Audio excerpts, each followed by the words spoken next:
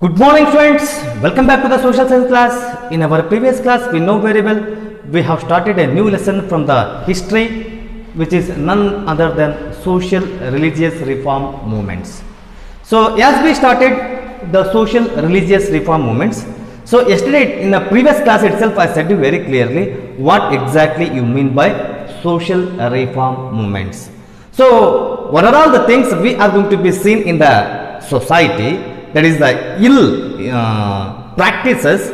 So in order to bring the changes in that or to eradicate the social evils of the society, many of the social reformers they worked and they what we can say means they tried their level best to eradicate all the social evils from the society. So today we are going to discuss about the Brahma Samaj.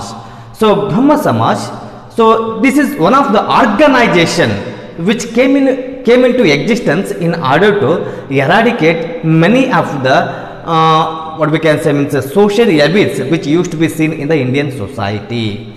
See, the founder of this Brahma Samaja was the Raja Ram Mohan Rai. So his period starts from 1770 to 1883. Okay, so at the same time, this Raja Ram Mohan Rai is also going to be known as the father of Indian Reformation movement. Okay, so in the sense, what all the changes took place in the Indian society, the credit goes to Raja Ram Mohan Rai only. So now, first we are going to discuss about the life history of Raja Ram Mohan Rai, and later we are going to discuss about some of the important aspects of the Brahma Samaj.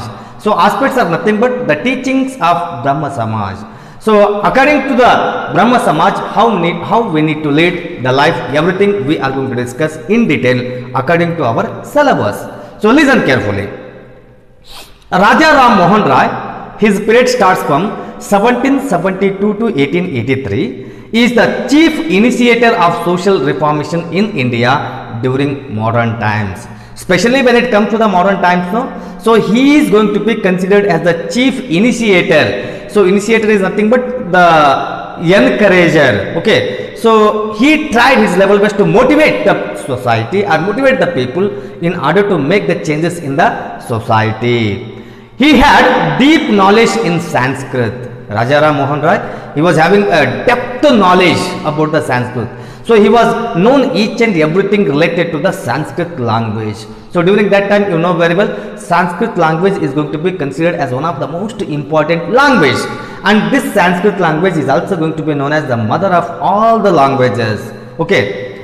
And next you see, even he was having a very good knowledge in Persian and Arabic literature. See, he was not only expert in Sanskrit language, apart from the Sanskrit language, no, he was having very good knowledge about the Persian and the Arabic literature also. Okay, next you see, he was well versed in Hindu philosophical critique and Quran. Now you see, he was well versed in Hindu philosophical critique. At the same time, he was very well aware of the Quran also. In a sense, he was studied the all Hindu philosophical books. At the same time, he studied about the Quran also. He was having a very good idea what was written in the Indian Hindu philosophical books, and at the same time the Quran, which is going to be known as the holy book of Muslims.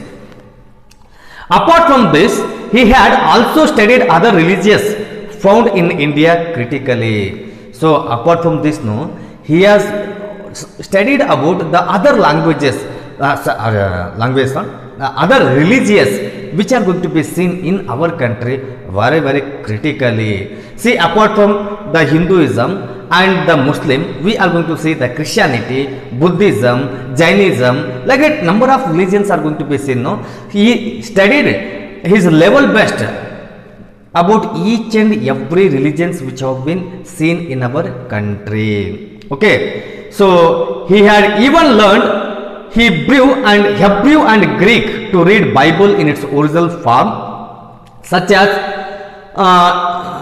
was his carving for knowledge. Now you see, you just imagine, he even studied the Hebrew and Greek language also in order to study the Bible in its own language, in its original language.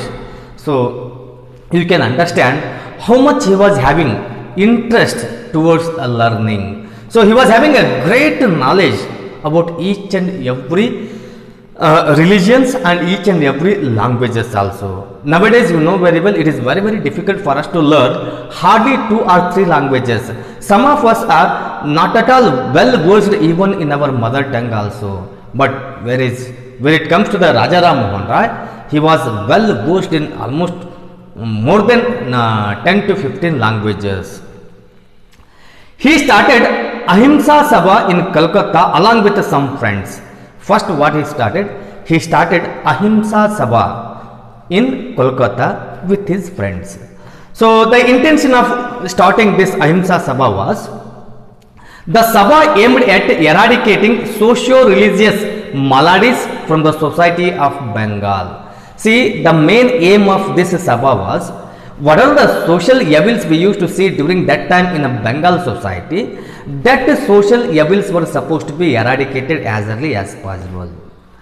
And in order to eradicate that social evils only, this Ahimsa Sabha came into existence, and the founder of this one was the Raja Ram Mohan Rai and with his friends. So he established this one in Kolkata. So he started Brahma Samaj in 1828. So first time the Brahma Samaj came into existence in 1828. So this was also started by whom? This was also started by Raja Ram Mohan Rai. He wanted to purge Hinduism by removing caste system and superstitions. Now you see, especially in Hinduism, you know very well, caste system and superstitious belief, these two things are going to be considered as the evils of Indian society.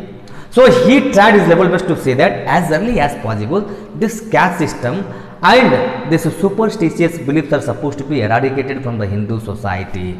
And once these things are going to be eradicated from the Hindu society, then only it is possible for us to see very good Hindu society.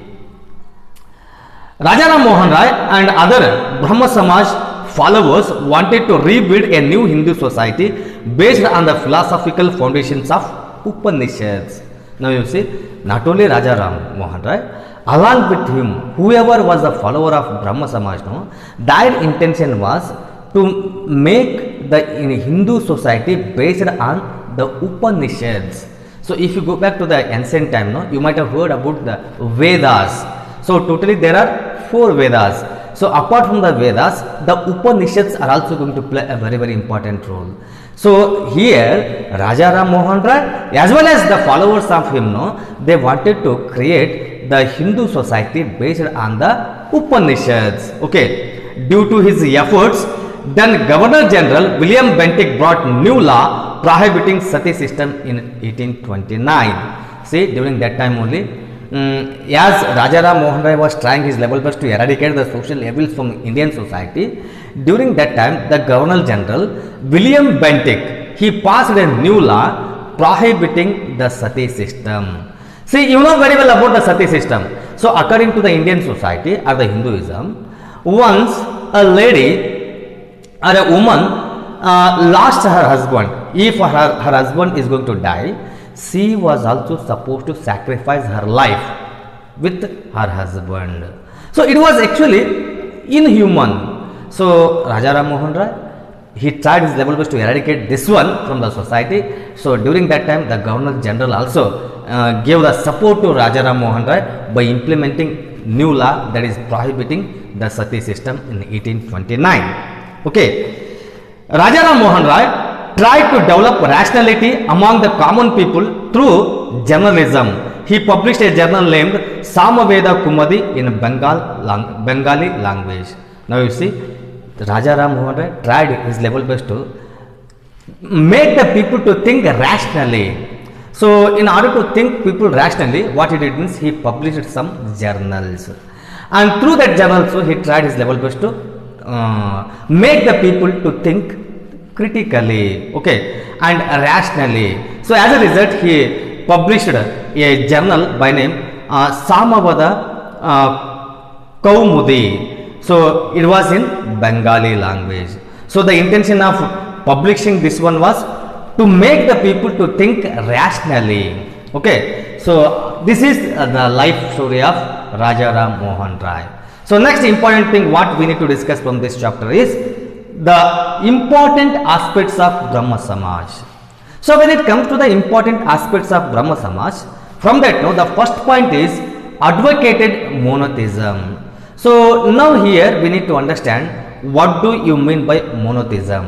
So once you are going to understand what do you mean monotheism, then automatically you are going to understand why Raja Ram Mohan Rai advocated this one. So monotheism is nothing but having belief in only one God.